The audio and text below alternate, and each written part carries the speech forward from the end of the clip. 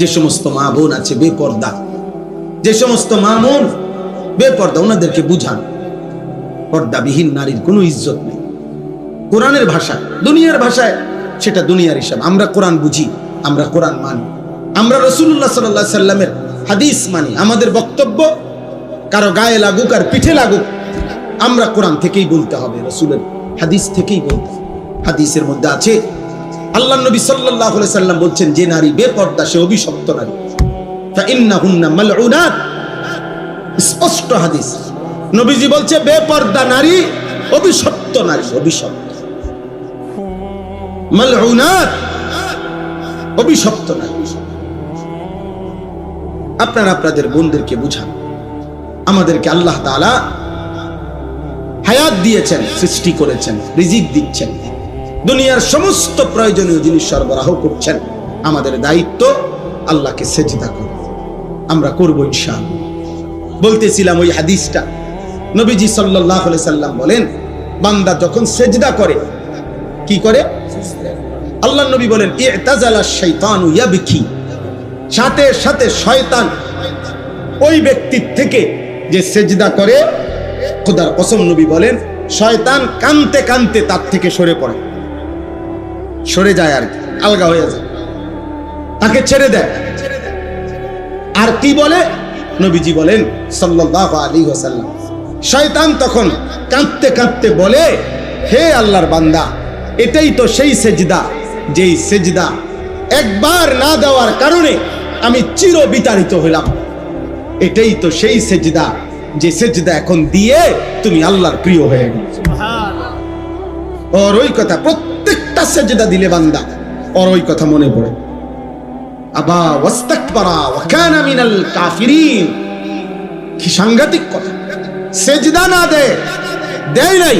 আল্লাহ কোরআনে বললেন, আমার নাফরমান ইবলিস, নাফরমান, সে সেজদা দিতে অস্বীকার করলো। ওয়াস্তাকবারা, আর এর দ্বারা সে নিজের অহংকার করলো। ওয়া কানা মিনাল কাফিরিন, এবং কাফেরদের অন্তর্ভুক্ত হয়ে গেল।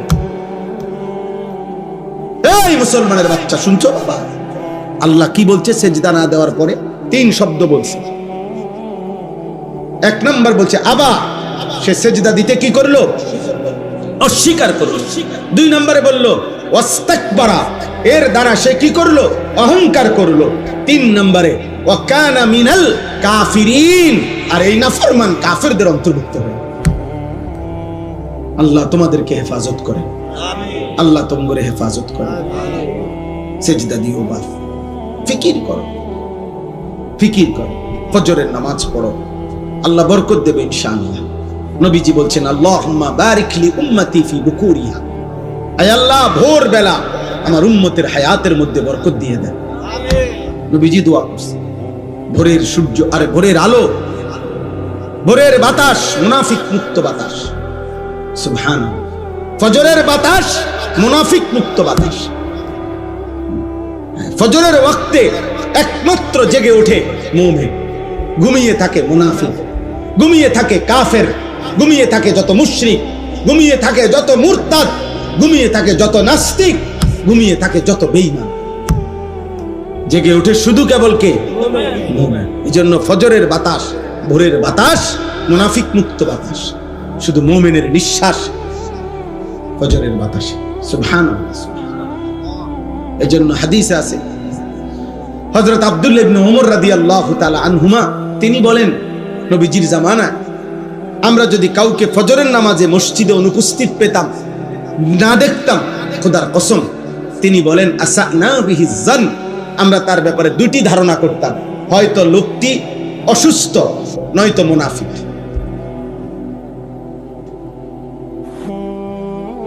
হযরত উবাই ইবনে কাব, বিখ্যাত সাহাবী রাদিয়াল্লাহু তাআলা আনহু বলেন, নবীজি কারো ঈমানের ব্যাপারে সন্দেহ করিলে, মুনাফিক ভাবলে, খোদার কসম তিনি বলেন, নবীজি তাকে ফজরের নামাজে তালাশ করতেন। কোন নামাজে?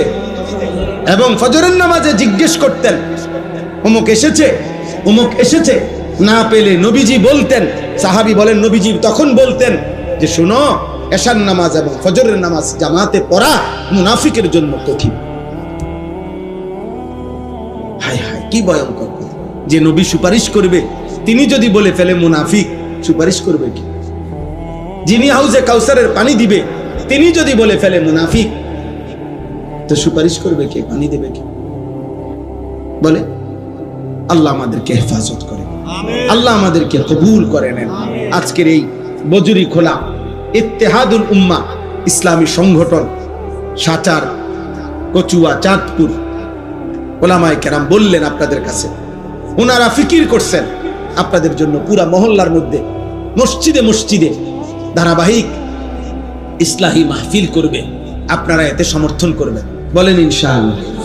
নওজোয়ান ভাই তোমরা যারা এলাকার, তোমরা নিজ উদ্যোগে ওলামায়ে কেরামের সাথে পরামর্শ করে তোমরা উৎসাহ দিবা যে হুজুর ইনশাআল্লাহ আপনারা দাওয়াত দেন, তোমরাই চেষ্টা করো মুরব্বীদেরকে উৎসাহ পাইবে, তোমরা তারা দোয়া করে দিবে, প্রত্যেকেই সহযোগিতা করবেন। কেউ পারলে 100 টাকা দিবেন, কেউ পারলে 50 টাকা দিবেন, কেউ পারলে 500 টাকা দিয়েন যে হুজুর আপনাদের এই ভালো কাজে আমি আমার পক্ষ থেকে 100টা টাকা দিলাম।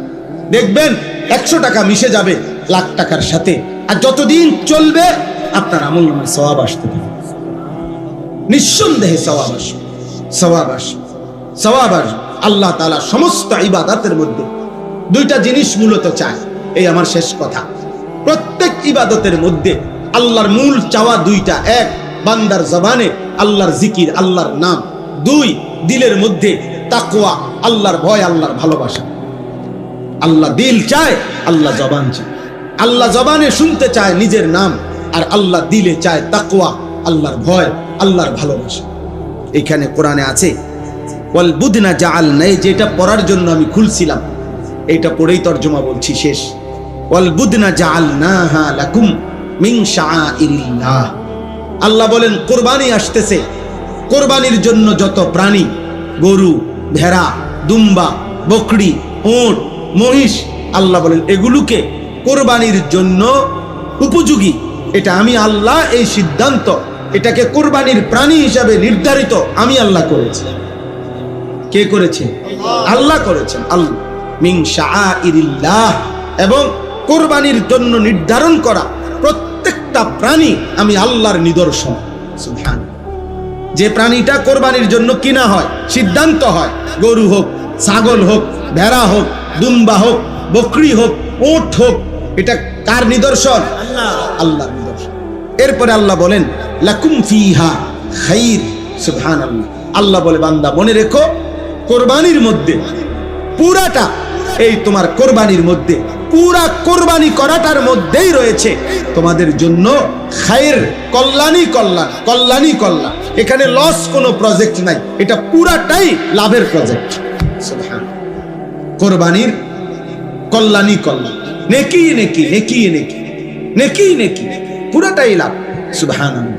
হাদিসের মধ্যে আছে নবী সাল্লাল্লাহু আলাইহি সাল্লাম হযরতে ফাতেমাকে বলছে, ফাতেমা মনে রেখো তোমার জন্য এখন কুরবানি হবে, তোমার ওয়াজিব আদায় হবে। তুমি দেখো পর্দার আড়াল থেকে, কুমি ইলা উদহিয়াতিক ওয়াশহাদিহা, দাঁড়াও দেখো। আল্লাহর নবী বলেন মনে রেখো ফাতেমা, ফা ইন্না লাকা বিআউয়ালি কাতরাতিন তাকতুরু মিন দামিহা আন ইউগফারা লাকা মা সালাফা মিন যুনুবিক। এখন কুরবানি করতে গিয়ে তোমার প্রাণীর রক্তের এক ফোঁটা, প্রথম ফোঁটা জমিনে পড়বার সাথে সাথে আল্লাহ তাআলা তোমার পেছনের সব গুনাহ মাফ করে দেবে। এতটা সওয়াব, এতটা নেকি, নেকি নেকি। এজন্য মহব্বতের সাথে কুরবানি করা, আল্লাহ তৌফিক দান করেন। কুরবানি করতে গিয়ে পিছপা হবেন না। প্রত্যেক উপার্জনকারী, বিদেশে যেই ছেলে তার নামে কুরবানি দিবেন, দেশে যেই ছেলে চাকরি করে তার জন্য পৃথক কুরবানি দেন, গ্রামে যে ব্যবসা করে তার জন্য কুরবান, যারই উপার্জন আছে স্বাভাবিকভাবে ঈদের 3 দিন কমপক্ষে 1,79,000 বা 80,000 টাকা যার অতিরিক্ত জমা আছে, এমন প্রত্যেক সদস্যের উপরে কুরবানি ওয়াজিব। যে মহিলার কাছে স্বর্ণ আছে, কিছু রূপা আছে, স্বর্ণ আছে, কিছু জমার টাকা আছে, 5-10 হাজার টাকা, 1 বড়ি 1.5 বড়ি স্বর্ণ আছে, এই দুইটা মিলাইলে নিঃসন্দেহে 52 বড়ি 1,90,000 80,000 টাকা দাম বেশি আসবে। এই মহিলাদের উপরেও কোরবানি ওয়াজিব, কোরবানি ওয়াজিব। কোরবানি গোটা ফ্যামিলির উপরে আসে না, ব্যক্তির উপরে আসে। কোরবানি গর্স প্রতি কোরবানি ওয়াজিব হয় না, ব্যক্তি প্রতি কোরবানি ওয়াজিব হয়। আমরা এটা বানায় নিছে কোরবানি হলো আমরার ঘরে কোরবানি হয়েছে না, আমাদের ঘরে কোরবানি হয় না, কোরবানি হয় মানুষের উপরে ওয়াজিব হয়। বুঝেন নাই কথা? এবারটা বিদেশ, এবারটা দিছে 20,000, হেতে ঢাকা স্যার কি করে তে দিছে 10,000, আর ওই এনে গ্রামে দোয়ান আছে একজনের, হেতে দিছে 80,000। মিল্লা আমি আব্বার কাছেও কিছু আছে, সব মিলাইয়া টেয়া 50,000 মিলাইছে, মিলাইয়া বাপ মার নামে কোরবানি দিছে, সবাই কোরবানি হয়েছে, আল্লাহর রহমতে গোস্ত খাইতে আছে। বাহ, কোরবানি, এটা নি কোরবানি, এটা নি কোরবানি। তো যে ছেলেটা বিদেশ, তার কাছে 1,80,000 টাকা অতিরিক্ত নাই, কথা বলে না? যে ছেলেটা চাকরি করে, তার কাছে 1,80,000 টাকা নাই, তো তাহলে তার কোরবানি কই? এটা কি বাগে যোগে নাকি এমনি? তাহলে এই জন্য কোরবানি ফ্যামিলির উপরে না, ব্যক্তির উপরে ওয়াজিব। বিবাহিত হোক অবিবাহিত, ওই কয় ফলাওয়ানে বিয়েই করছে না, হেতের আবার কি এর কোরবানি? না, হেতের কোরবানির দরকার নেই, তারা মানা করেন বিয়ে করতে না, তাহলে মৃত্যু পর্যন্ত কোরবানির ঝামেলার থেকে বেচারা বাচ্চা গেল, তারে টাঙ্গাইয়া থন, তারে রোদ্রের মধ্যে টাঙ্গাইয়া থন। কথা বুঝছেন কিনা বলেন? আশ্চর্য কথা। পৃথক পৃথক বুঝতে হবে, যাকাতের মাসআলা পৃথক বুঝতে হবে, হজ্জের মাসআলা পৃথক বুঝতে হবে, কোরবানির মাসআলা পৃথক বুঝতে হবে, সাদকায়ে ফিতরের মাসআলা পৃথক বুঝতে হবে, আলাদা বোঝা জরুরি। আপনি মামুলি মনে করবেন না। একটা হলো দান সাদাকা, আপনি বলছি যে মাদ্রাসা, মসজিদের মাদ্রাসা সবাই দান করেন, তো কেউ 10 টাকা দিছেন, কেউ 100 টাকা দিছেন, এইটা হলো আপনার ইচ্ছার উপর। কিন্তু হজ, কোরবানি, যাকাত, সাদাকাতুল ফিতর এটা আপনার ইচ্ছার উপরে না, আপনার শরীয়তে যে পরিমাণ সম্পদ নির্ধারণ করে দিয়েছে ওইটা থাকলে আপনি ইচ্ছা করলেও দিতে হবে, না করলেও দিতে হবে। আপনি মন চাইলেও হজ করতে হবে, মন না চাইলেও হজ করতে হবে। বুঝেন না কথা?